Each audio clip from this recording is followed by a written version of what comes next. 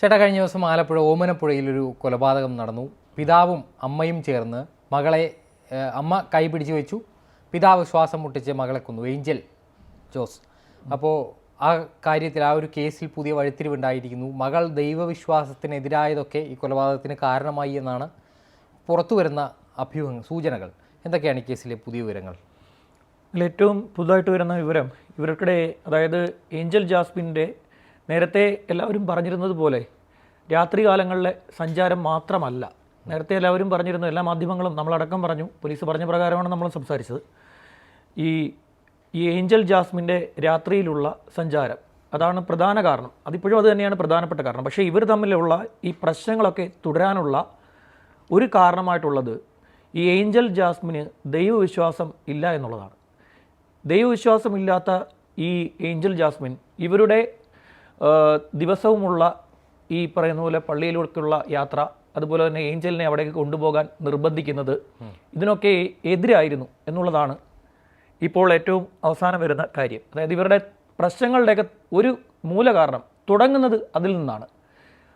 ഒരു വീട്ടിലെ എല്ലാവരും ദൈവവിശ്വാസികളായിരിക്കുക, കടുത്ത ദൈവവിശ്വാസികളായിരിക്കുക, അവർ ദിവസവും പ്രാർത്ഥിക്കുക, അതുപോലെ തന്നെ പള്ളിയിൽ പോവുക. അതേസമയം ആ വീട്ടിലെ ഒരു അംഗം അതിനോടൊക്കെ എതിരായി സംസാരിക്കുക, അതിലൊന്നും ഒരു താല്പര്യമില്ലാതെ ഇരിക്കുക. ഒരുമിച്ചിരുന്ന് കുടുംബാംഗങ്ങളെല്ലാം കൂടെ പ്രാർത്ഥിക്കുമ്പോൾ അതിൽ പോയി ഇരിക്കുന്നതിൽ ബുദ്ധിമുട്ട് കാണിക്കുകയും മാറിയിരുന്ന് ഫോൺ ചെയ്യുകയും ചെയ്യുക.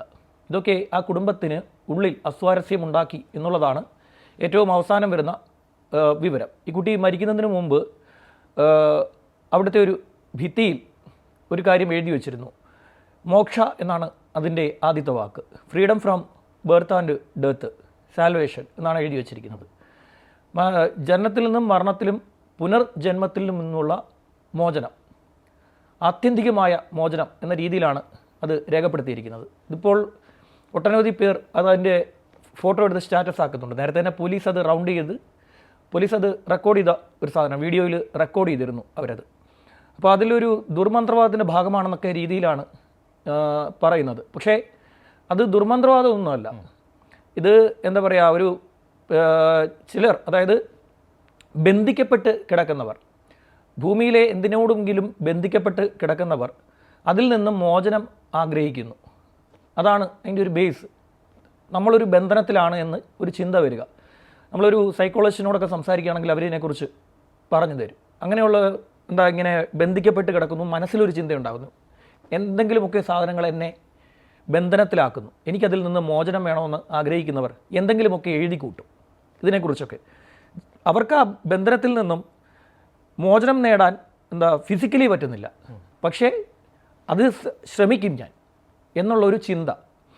അതൊരു ഈ സൂയിസൈഡിൻ്റെയൊക്കെ തുടക്കത്തിൽ ഇങ്ങനെയൊക്കെയുള്ള പ്രവർത്തികൾ ചിലർ കാട്ടിക്കൂട്ടാറുണ്ട്. ഭിത്തിയിലൊക്കെ ചിലത് എഴുതി വെക്കും, അതുപോലെ തന്നെ ബുക്കിലൊക്കെ എഴുതി വെക്കാറുണ്ട്.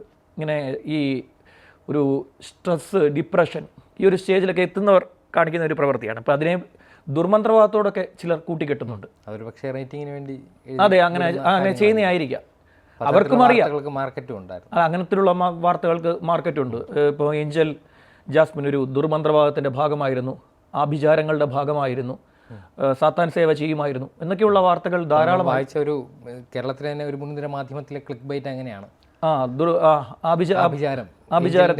മരണത്തിന് പിന്നിൽ ആഭിചാരമോ എന്നുള്ളൊരു ക്ലിക്ക് ബൈറ്റ് പെട്ടെന്ന് ക്ലിക്ക് ചെയ്യും. വാർത്ത ഒരുപാട് പേര് കാണും. പക്ഷെ അതൊന്നുമല്ല. അതായത് വീട്ടിലുള്ള സാഹചര്യങ്ങളിൽ നിന്നും മോചിതയാകാൻ അവർ കുറേ ബന്ധനങ്ങൾ കൊണ്ടുവെക്കുള്ളൂ. ബന്ധനം എന്ന് പറയുന്നത് ദൈവവിശ്വാസം, അതുപോലെ തന്നെ കുടുംബത്തിൻ്റെ ചട്ടങ്ങൾ, അതിലൊന്നും ജീവിക്കാത്ത ചിലരുണ്ട്. അതായത് ഇങ്ങനെയുള്ള എന്താ പറയുക, ഈ അതിരുകളില്ലാതെ ജീവിക്കുക എന്ന് പറയുന്ന ഒരു കാര്യമുണ്ടല്ലോ. അങ്ങനെയുള്ള ആളുകൾക്ക് ഒരു കടുത്ത നിയന്ത്രണമുള്ള ഒരു വീട്ടിൽ ജീവിക്കാൻ പാടാണ്. അങ്ങനെയുള്ളവരാണ് ചിലപ്പോൾ നാട് വിട്ടു പോകുന്നത്. നാട് വിട്ടു പോവുക, അല്ലെങ്കിൽ ദൂരെ എവിടെയെങ്കിലും അഭയം പ്രാപിക്കുക, എന്നെങ്കിലും എവിടെയെങ്കിലും ദൂരെ എനിക്ക് ജോലി കിട്ടുമെന്നുള്ള പ്രതീക്ഷയോടെ ജീവിക്കുക. പ്രതീക്ഷകളെല്ലാം അസ്തമിക്കുമ്പോൾ കയറി ആത്മഹത്യ ചെയ്യുക. ഇങ്ങനെയുള്ള ആളുകൾ ധാരാളം നമ്മുടെ സമൂഹത്തിനിടയിലുണ്ട്. ചില വീടുകളിൽ തന്നെയുണ്ട്. ഇപ്പം നമ്മളൊരു വലിയ സാമ്പത്തികമുള്ള വീട്, ആ വീട്ടിലൊരു കുട്ടി ആത്മഹത്യ ചെയ്തു എന്ന് കേൾക്കുമ്പോൾ നമ്മൾ വിചാരിക്കും, ഇതിനെന്താണ് പ്രശ്നം, ഈ കുട്ടിക്ക് എന്ത് സംഭവിച്ചു എന്നുള്ളത്. ഞാൻ മുമ്പ് റിപ്പോർട്ട് ചെയ്തൊരു വാർത്തയുണ്ട്. ഒരു വലിയ കെട്ടിടത്തിന് മുകളിൽ നിന്നും ഒരു പെൺകുട്ടിയെടുത്ത് ചാടിക്കളഞ്ഞു. വലിയ കെട്ടിടമാണ്. ആ കെട്ടിടത്തിൻ്റെ വലിയ ഉയരങ്ങളിൽ നിന്നെടുത്ത് ചാടിക്കളഞ്ഞു. അപ്പോൾ ആ കുട്ടി താഴെ വീണ് അപ്പം തന്നെ മരണം സംഭവിച്ചു. ഏതാണ്ട് 15ാമത്തെ നിലയിൽ നിന്നോ മറ്റോ ആണ് ആ കുട്ടി ചാടിയത്. മരണം സംഭവിച്ചു. അപ്പോൾ എല്ലാവരും പറഞ്ഞു, ഈ കുട്ടിക്ക് എന്താണ് പ്രശ്നം, ഇത്രയും സമ്പത്തുള്ള ഒരു വീട്ടിലെ കുട്ടി എന്തിന് ആത്മഹത്യ ചെയ്തു എന്ന് ചോദിച്ചു കഴിഞ്ഞാൽ ആ കുട്ടിക്ക് ഇവിടുത്തെ ചട്ടങ്ങൾ പറ്റുന്നില്ല, വീട്ടിലെ നിയന്ത്രണങ്ങൾ അത് പറ്റുന്നില്ല. പിന്നെ നിർബന്ധിച്ച് ഈ ഏഞ്ചലിനെ കൊണ്ട് അവരുടെ ദൈവപുസ്തകത്തിൽ തൊട്ട് സത്യം ചെയ്യിക്കാനുള്ള വീട്ടുകാരുടെ ശ്രമം, അത് തൊട്ട് സത്യം ചെയ്തു കഴിഞ്ഞാൽ ഈ കുട്ടിക്കൊരു മാറ്റമുണ്ടാകും എന്നവർ വിശ്വസിക്കുന്നു. അത് ചെയ്യാൻ ശ്രമിക്കുമ്പോൾ അതെടുത്ത് എറിയുക. ഇതൊക്കെ ഇവരുടെ ഉള്ളിൽ കൂടിയിരിക്കുന്ന എന്താ പറയുക, സാത്താൻ പോലെയുള്ള എന്തെങ്കിലും ഒരു കാര്യമാണോ എന്നൊരു ചിന്ത ഈ വീട്ടുകാർക്ക് പ്രവർത്തികളൊക്കെ കാരണം ഇതാണോ എന്നുള്ളൊരു വിശ്വാസം അവർക്കിടയിലുണ്ടായി. കാരണം എന്ന് വെച്ച് കഴിഞ്ഞാൽ ഇപ്പോൾ ഈ കേസിലെ പ്രതി, ഒന്നാം പ്രതി ജോസ്മോൻ വളരെ കടുത്ത ദൈവവിശ്വാസിയാണ്. ജോസ്മോനെക്കുറിച്ച് ഈ ഓമനപ്പുഴ മേഖലയിൽ ഇപ്പോൾ തെക്ക് പഞ്ചായത്ത്, പനഞ്ചാപാട്, മാരാരിക്കുളം തെക്ക് പഞ്ചായത്ത്, അപ്പോൾ ഒരു മേഖലയിൽ അന്വേഷിക്കുകയാണെങ്കിൽ ആർക്കും അദ്ദേഹത്തെപ്പറ്റി ഒരു പരാതിയുമില്ല. കാരണം ജോസ്മോൻ അദ്ദേഹത്തിൻ്റെ ജോലി ചെയ്യുന്നു, അതുപോലെ തന്നെ കൃത്യമായി പള്ളിയിൽ പോകുന്നു, കുടുംബം നോക്കുന്നു. അങ്ങനെ ഒരു ആളെ പറ്റി ആരും പരാതി പറയില്ലല്ലോ.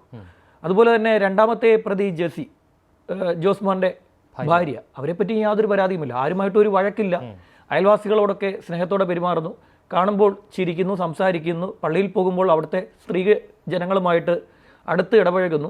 അവർക്ക് മാതൃകാപരമായ ജീവിതം നയിക്കും, അവർക്കും പരാതിയില്ല. അലോഷ്യസ് മൂന്നാം പ്രതി, ഇവർ ഈ ജെസ്സിയുടെ സഹോദരൻ, അയാളെ പറ്റിയും യാതൊരു പരാതിയും ഇല്ലാത്ത ഒരു ആൾക്കാർ. പക്ഷേ ഇവരെല്ലാവരും ഒരേ ചട്ടത്തിലാണ് ജീവിക്കുന്നത്.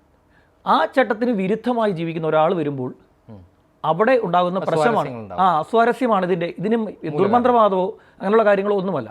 ഇതിൻ്റെ ബേസ് ആയിട്ടുള്ള പ്രശ്നം രണ്ട് രീതികളുള്ള രണ്ട് കൂട്ടർ ഒരു വിശ്വാസത്തിൽ പോയിക്കൊണ്ടിരുന്ന ഒരു കുടുംബത്തിൽ വിശ്വാസമില്ലാത്ത ഒരാൾ കയറി കൂടുന്നു.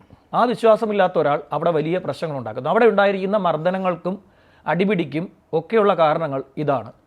ഇവരെ നേരെ ചൊവ്വേ ആക്കിയെടുക്കാൻ, അതായത് ഇവരുടെ ട്രാക്കിലേക്ക് ആക്കിയെടുക്കാൻ, ജോസ്മോൻ്റെ ട്രാക്കിലേക്ക് ആക്കിയെടുക്കാൻ, കുടുംബത്തിൻ്റെ ട്രാക്കിലേക്ക് ഏഞ്ചലിനെ കൊണ്ടുവരാൻ അവർ ശ്രമിക്കുമ്പോൾ അതിനോട് ഈ യുവതി പ്രതിരോധിക്കാൻ ശ്രമിക്കുന്നു. ഈ യുവതിയുടേത് അതുകൊണ്ട് കുത്തഴിഞ്ഞ ജീവിതമാണെന്ന് അവർ വിശ്വസിക്കുന്നു. ഈ യുവതി ഇവർ പറയുന്നത് കേൾക്കാതെ രാത്രികാലങ്ങളിൽ പുറത്തേക്ക് പോകുന്നു. രാത്രികാലങ്ങളിൽ പുറത്തു പോകുന്ന ഇവർ അർദ്ധരാത്രിക്ക് ശേഷം പോലും തിരിച്ച് വീട്ടിലേക്ക് എത്തുന്നു. ഒരു പെൺകുട്ടി രാത്രിയിൽ വീട് വിട്ട് പോകാൻ പാടില്ല എന്നുള്ളത് അവരുടെ വീട്ടിലെ ചട്ടം. അതിനോട് ഒട്ടും താല്പര്യമില്ലാത്ത ആളാണ് ഈ ഏഞ്ചൽ. ആ ഏഞ്ചൽ കുടുംബബന്ധം തകർന്നെങ്കിൽ അതിൻ്റെ കാരണവും ഇതായിരിക്കാമെന്ന് അവർ വിലയിരുത്തുന്നു. ഇതൊക്കെയാണ് അവിടെ ഉണ്ടായിരിക്കുന്ന പ്രശ്നം. ഇവർ വളരെ മാനാഭിമാനം കൂടുതലുള്ള കുടുംബമാണ്. ഇത്തരത്തിലൊരു യുവതി പുറത്തുപോയി ദൈവവിശ്വാസമുള്ള ഒരു കുടുംബത്തിൽ നിന്നും പാതിരാത്രിയിൽ ഒരു യുവതി കറങ്ങി നടക്കുന്നു, അതിനുശേഷം പാതിരാത്രിയിൽ കയറി വരുന്നു. ഇത് കേൾക്കുന്ന ജോസ്മോൻ ഉണ്ടായിരിക്കുന്ന വിരോധമാണ് ഇതിൻ്റെ കാരണം. ഞാൻ പറഞ്ഞല്ലോ, ഇതിൻ്റെ ഈ വിഷയം തുടങ്ങിയിരിക്കുന്നത് ദൈവവിശ്വാസത്തിലാണ്. ദൈവവിശ്വാസമുള്ളവരും ഇല്ലാത്തവരും തമ്മിലുള്ളൊരു യുദ്ധം അവിടെ ഉണ്ടായി. അവിടെ തന്നെ സംഭവിച്ചിരിക്കുന്ന ഒരു കാര്യം, അന്നേ ദിവസവും ബൈബിൾ എടുത്തെറിഞ്ഞു. അതായത് ഈ ഏഞ്ചൽ കയറി വരുമ്പോൾ ജെസ്സിയുടെ പക്കൽ ബൈബിൾ ഇരിപ്പുണ്ടായിരുന്നു. അത് വഴക്കിനിടയിൽ ബൈബിൾ വലിച്ചെറിഞ്ഞ ഏഞ്ചൽ ജെസ്സിയെ മർദ്ദിച്ചു, അമ്മയെ മർദ്ദിച്ചു. ഇതിന് ശേഷമാണ് ജോസ്മോൻ അതിലേക്ക് ഈ അങ്ങോട്ടും ഇങ്ങോട്ടും ഈ മൽപ്പിടുത്തം ആരംഭിക്കുകയും ഈ ഏഞ്ചൽ അതിനിടെ വീഴുകയും അതിനിടെ തോർത്തെടുത്ത് കഴുത്ത് വരിഞ്ഞു മുറുക്കുകയും അതിനോട് പ്രതിരോധിക്കാൻ ഈ ഏഞ്ചൽ ശ്രമിക്കുമ്പോൾ ജെസ്സി കൈ പിടിച്ച് വെക്കുകയും ചെയ്തു. ജോസ്മോൻ ഈ കഴുത്ത് ഞെരിക്കാൻ ശ്രമിക്കുമ്പോൾ ജോസ്മോൻ്റെ ശരീരത്തിലേക്ക് പിടിക്കാനാണ് ഏഞ്ചൽ ശ്രമിക്കുന്നത്. അപ്പോൾ അതാണ് പോലീസ് പിടിച്ചതും പ്രധാനപ്പെട്ട കാര്യം ഇതാണ്. ജോസ്മോനെ മെഡിക്കൽ പരിശോധന നടത്തുമ്പോൾ അയാളുടെ ശരീരത്തിൽ ഒരു പാട് പോലുമില്ല. നമ്മളൊരാളെ ഇത്തരത്തിൽ ആക്രമിക്കാൻ ശ്രമിക്കുമ്പോൾ അയാൾ തിരിച്ച് പ്രതിരോധിക്കാൻ ശ്രമിക്കും, അല്ലെങ്കിൽ അയാൾക്ക് ആരോഗ്യമില്ലായിരിക്കണം. ഏഞ്ചലിനെ സംബന്ധിച്ചിടത്തോളം ആരോഗ്യമുള്ള യുവതിയാണ്. തീർച്ചയായും തിരിച്ച് പ്രതിരോധിക്കും. തിരിച്ചൊരു പ്രതിരോധം ഏഞ്ചലിൻ്റെ ഭാഗത്തു നിന്നുണ്ടാകും. സ്വാഭാവികമായിട്ടും ഏഞ്ചലിൻ്റെ കയ്യിലെ നഖം വെച്ച് നോക്കുമ്പോൾ ജോസ്മോൻ്റെ ശരീരത്തിൽ പാടുകൾ ഉണ്ടാകാനുള്ള സാധ്യതയുണ്ട്. ആ ഒരു പാട് പോലും ഇല്ല എന്ന് പോലീസിന് മനസ്സിലായി. അപ്പോഴാണ് ജെസ്സി പിടിക്കപ്പെട്ടത്. അതായത് പ്രതിരോധിക്കാൻ ഒരാൾക്ക് അങ്ങനെ ആരോഗ്യമുള്ളൊരു വനിതയെ കൊലപ്പെടുത്താൻ പറ്റുന്നതല്ല, കൊലപ്പെടുത്താൻ പറ്റും, പക്ഷേ തിരിച്ചുള്ള പ്രതിരോധത്തിൽ പരിക്കേൽക്കും. ആ പരിക്ക് ജോസ്മോനില്ല. അപ്പോൾ ആരോ അവിടെ സഹായിച്ചു. ആ ചോദ്യത്തിലാണ് ജെസ്സി വീണത്. ആ ചോദ്യം വന്നപ്പോൾ ജെസ്സിയാണ് കൈ പിടിച്ച് മാറ്റിവെച്ചത് എന്നുള്ളത് കൃത്യമായി. അവിടെ ജെസ്സിയെ പ്രതി ചേർത്തില്ലെങ്കിൽ കോടതിയിൽ വാദം വരുമ്പോൾ പ്രോസിക്യൂഷൻ പ്രതിഭാഗം ഇതെടുത്തിടും. അങ്ങനെ ഈ പറയുന്ന പോലെ മരണപ്പെട്ടിട്ടുണ്ടെങ്കിൽ എന്തുകൊണ്ട് ജോസ്മോൻ്റെ ശരീരത്തിൽ ഒരു പോറൽ പോലും ഏറ്റില്ല എന്നൊരു വാദം വരും. അതിനെ എങ്ങനെയും ഖണ്ഡിക്കുക എന്നുള്ളത് കൊണ്ടാണ് രണ്ടാം പ്രതിയായിട്ടുള്ള ജെസിയെ ചോദ്യം ചെയ്യുകയും ജെസിയുടെ പങ്കിതിൽ പോലീസ് ഉറപ്പിക്കുകയും ചെയ്തത്. ജെസി സമ്മതിച്ചു, ഞാനാണ് കൈപിടിച്ച് വെച്ചു കൊടുത്തതെന്ന്. ഇവരെ 3 പേരെയും ഇരുത്തി ചോദ്യം ചെയ്തപ്പോൾ ഇവർ 3 പേരും പറഞ്ഞിരിക്കുന്ന ഒരേ ഒരു കാര്യം, ഈ കുട്ടിക്ക് കുത്തഴിഞ്ഞ ജീവിതമാണെന്നാണ്. കുത്തഴിഞ്ഞ ജീവിതം എങ്ങനെയെന്ന് ചോദിച്ചു കഴിഞ്ഞാൽ, ഞാനീ പറഞ്ഞ പോലെ ഒരു വിശ്വാസമുള്ള വീട്ടിൽ ആ വീട്ടിലെ എല്ലാ വിശ്വാസങ്ങളെയും തള്ളിക്കളഞ്ഞ് ജോസ്മോൻ്റെ പിതാവായിട്ടുള്ള സേവിയറിനെ വരെ തലേ ദിവസം മർദ്ദിച്ച് സർവത്ര കുഴപ്പങ്ങൾ ഉണ്ടാക്കിക്കൊണ്ടേയിരിക്കുക. എന്തുകൊണ്ട് കുഴപ്പം ഉണ്ടാകുന്നതെന്ന് വെച്ച് കഴിഞ്ഞാൽ, ഇവരുടെ ട്രാക്കിലേക്ക് ഈ ഏഞ്ചൽ വരുന്നില്ല. അവരുടെ ഭർത്താവിൻ്റെ വീട്ടിലും ഏകദേശം ഇതൊക്കെ തന്നെയായിരുന്നു പ്രശ്നം. കൂടുതൽ സ്വാതന്ത്ര്യം ആഗ്രഹിക്കുന്ന ഒരു യുവതിയായിരുന്നു ഏഞ്ചൽ. കൂടുതലെന്ന് പറയാൻ പാടില്ല, സ്വാതന്ത്ര്യം. കൂടുതൽ സ്വാതന്ത്ര്യം, കുറവ് സ്വാതന്ത്ര്യത്തിന് അതിരുകളൊന്നുമില്ല. ഇപ്പോൾ അങ്ങനെ ഒരാളാണ് ഏഞ്ചൽ. ആ ഏഞ്ചലിനെ അവിടെ കൊണ്ടുവന്ന് താമസിപ്പിച്ചാൽ എന്തായാലും ആ കുട്ടി നിൽക്കില്ല. ആ കുട്ടിക്ക് അവിടെ നിൽക്കാൻ പറ്റില്ല. ഇപ്പം നമ്മൾ ഈ തിരുവനന്തപുരത്ത് നമ്മുടെ മാനവീയം വീതി ഉണ്ടല്ലോ, മാനവീയം വീതിയിലൊക്കെ ചില കുട്ടികളെ നമ്മൾ കാണും. അവരെ പിടിച്ച് ഇങ്ങനെ വീട്ടിൽ കൊണ്ടിട്ട് കഴിഞ്ഞാൽ അവരോട് സർവത്ര പ്രശ്നം ഉണ്ടാകും. എന്ന് വെച്ചാൽ അവർ കുഴപ്പമൊന്നുമല്ല ഞാൻ പറഞ്ഞത്. അവർ ആ ഒരു ചുറ്റുപാടില്ല, സ്വാതന്ത്ര്യത്തോടെ അവർ രാത്രി 2 മണി 3 മണിയൊക്കെ ആയാലും അവരെ നമുക്ക് അവിടെ കാണാൻ പറ്റും. പാട്ടൊക്കെ പാടി അവരവിടെ ആഘോഷിച്ച് നടക്കുകയാണ്. അങ്ങനെയുള്ള അവരെ പിടിച്ചു കൊണ്ടുവന്ന് ഇതുപോലൊരു വീട്ടിൽ ലോകമെമ്പാടും ആ ഒരു കൾച്ചറാണ് ഫോളോ ചെയ്യുന്നത്. ഒരുപാട് പേർ അത് മാറിക്കൊണ്ടിരിക്കുകയാണ്. പക്ഷേ ആ ഒരു പുരോഗമനം അംഗീകരിക്കാൻ തയ്യാറായ ആളുകൾ കുറവാണ്. അതിലേക്ക് വരുന്നുണ്ട്. പുരോഗമനത്തിൻ്റെ കാര്യമല്ല, ഇവരുടെ വിശ്വാസം, ആ വിശ്വാസത്തെയാണ് ഇവർ നോക്കുന്നത്. ആ വിശ്വാസം അവിടെ നശിക്കപ്പെടുന്നു. അവർ വിശ്വസിക്കുന്ന ദൈവപുസ്തകത്തെ ഒരാൾ വലിച്ചെറിയുന്നു. അതൊന്നും അവർക്ക് താങ്ങാൻ പറ്റിയില്ല. ഇതാണ് ഒരമ്മയും അച്ഛനും ചേർന്നൊരു കുട്ടിയെ, സ്വന്തം മകളെ തന്നെ കൊല്ലാനുള്ള പ്രധാനപ്പെട്ട കാരണം. ആ കൊന്ന കാര്യത്തെ ശരിയെന്ന രീതിയിൽ സ്വന്തം അമ്മാവൻ വന്നു നിന്ന് രാവിലെ വരെ അത് ഒളിപ്പിക്കാനുള്ള എല്ലാ ശ്രമങ്ങളും നടത്തി കൊടുക്കാനുള്ള കാരണവും ഈ ചെയ്ത പ്രവൃത്തി എന്തോ പുണ്യപ്രവൃത്തിയാണെന്നൊരു ചിന്ത ഇവരുടെ ഉള്ളിലുണ്ട്. ഇവർക്കാർക്കും പശ്ചാത്താപമില്ല. ചോദ്യം ചെയ്ത പോലീസ് ഉദ്യോഗസ്ഥർ പറയുന്ന പ്രധാനപ്പെട്ട കാര്യവും ഈ പറയുന്ന 3 പേർക്കും യാതൊരു പശ്ചാത്താപവും ഇക്കാര്യത്തിലില്ല. ചെയ്ത് ശരിയാണെന്നുള്ള ചിന്തയിലാണ് ഇവർ ജീവിക്കുന്നത്. ശരി.